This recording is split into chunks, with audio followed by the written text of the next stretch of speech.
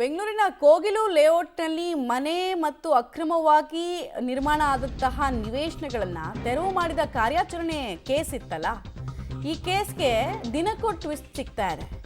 ಅಕ್ರಮ ಒತ್ತುವರಿ ತೆರವು ಮಾಡಿದ್ದಕ್ಕೆ ಸಂಬಂಧನೇ ಇಲ್ಲದಂತಹ ವಿಚಾರದಲ್ಲಿ ಪಿಣರಾಯಿ ವಿಜಯನ್ ಮೂಗು ಇಷ್ಟುದ್ದ ತೂರಿಸ್ಬಿಟ್ಟಿದ್ದಾರೆ. ಸಿಎಂ ಪಿಣರಾಯಿ ಬಳಿಕ ಎಐಸಿಸಿ ಕಾರ್ಯದರ್ಶಿ, ಈ ರಾಜ್ಯ ಉಸ್ತುವಾರಿ ಕೂಡ ಹೌದು ಕೆ.ಸಿ. ವೇಣುಗೋಪಾಲು, ಅವರು ಎಂಟ್ರಿ ಆಗಿದ್ದಾರಂತೆ. ಸಿಎಂ ಮತ್ತು ಡಿ.ಸಿ.ಎಂ ಮೇಲೆ ಒತ್ತಡವನ್ನು ಹೇರ್ತಾ ಇದ್ದಾರೆ. ಮಾನವೀಯತೆಯ ಆಧಾರದ ಮೇಲೆ ಬೇರೆ ಕಡೆ ಅವ್ರಿಗೆ ಜಾಗ ಕೊಟ್ಕೊಡ್ಬಿಡಿ, ಮನೆ ಕಟ್ಟಿಸ್ಕೊಟ್ಬಿಡಿ, ಬೇಕಾದ್ರೆ ನಿಮ್ಮ ಖರ್ಚಿನಿಂದನೇ ಕಟ್ಟಿಸ್ಕೊಡಿ ಅಂತೆಲ್ಲ ಹೇಳಿದ್ದಾರಂತೆ. ಈಗ ಕೇರಳ ಲಾಬಿಗೆ ರಾಜಕೀಯ ನಾಯಕರು, ನಮ್ಮ ರಾಜ್ಯದ ನಾಯಕರು ಮಣಿತಾ ಇರೋದು ಸ್ಪಷ್ಟವಾಗಿ ಕಾಣಿಸ್ತದೆ. ಬಿಕಾಸ್ ಮಾತಿನ ಟೋನಲ್ಲಿ ಗೊತ್ತಾಗ್ಬಿಡುತ್ತಲ್ವ ಯಾರ್ದು ಏನು ಇಂಟೆನ್ಷನ್ನು ಅಂತ. ನಿನ್ನೆ ನಾವು ಈ ಸುದ್ದಿಯನ್ನು ಮಧ್ಯಾಹ್ನನೇ ಬ್ರೇಕ್ ಮಾಡಿದ್ವಿ. ಕೇರಳದ ಲಾಬಿಗೆ ಇವರು ಮೋಸ್ಟ್ಲಿ ಮಣಿತಾರೆ ಅಂತ ಅನಿಸುತ್ತೆ. ಯಾಕೆಂದರೆ ಅಲ್ಲಿ ಕೂತಿರೋರೆಲ್ಲ ಸ್ವಲ್ಪ ಪವರ್ಫುಲ್ಲೇ, ಎಐಸಿಸಿಗೆ ತುಂಬ ಬೇಕಾದವರು. ಸೊ ಇಲ್ಲಿ ಅವರು ದಣಿಗಳನ್ನು ಮೆಚ್ಚಿಸೋ ಕೆಲಸ ಮಾಡ್ತಾರೆ ಅಂತ ನಿರೀಕ್ಷೆ ಇತ್ತು. ಬಟ್ ಅದು ಇಷ್ಟು ಬೇಗ ಸಾಕಾರ ಆಗುತ್ತೆ ಅಂತ ಗೊತ್ತಿರಲಿಲ್ಲ. ಈಗ ಎಐಸಿಸಿ ಕಳವಳ ಅಂತೆ. ಏನು ಕಳವಳ? ಆ ಡೀಟೇಲ್ಸನ್ನು ನೀವು ನೋಡ್ತಾ ಇದ್ದೀರಾ. ಅನಧಿಕೃತ ನಿರ್ಮಾಣಗಳನ್ನು ತೆರವು ಮಾಡಿರೋ ಬಗ್ಗೆ ಸಿಎಂ ಸಿದ್ದರಾಮಯ್ಯ, ಡಿ.ಸಿ.ಎಂ ಡಿ.ಕೆ. ಶಿವಕುಮಾರ್ ಜೊತೆಗೆ ಚರ್ಚೆ ಮಾಡಿದ್ದೀನಿ.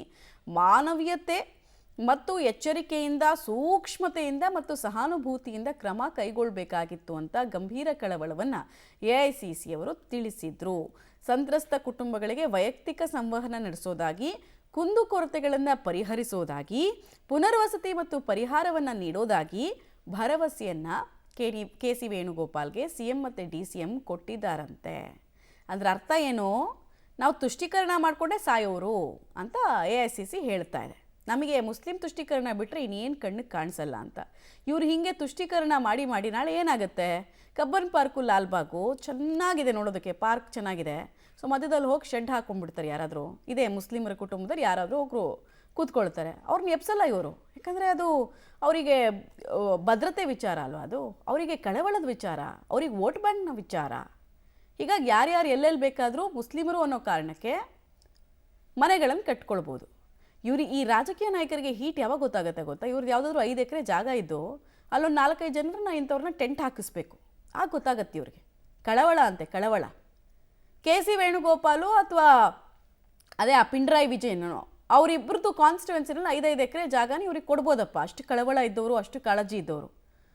ನಮ್ಮ ರಾಜ್ಯದ ಅಡ್ಮಿನಿಸ್ಟ್ರೇಷನ್ ಪಾಲಿಸಿ ಇವ್ರಿಗೆ ಯಾಕೆ?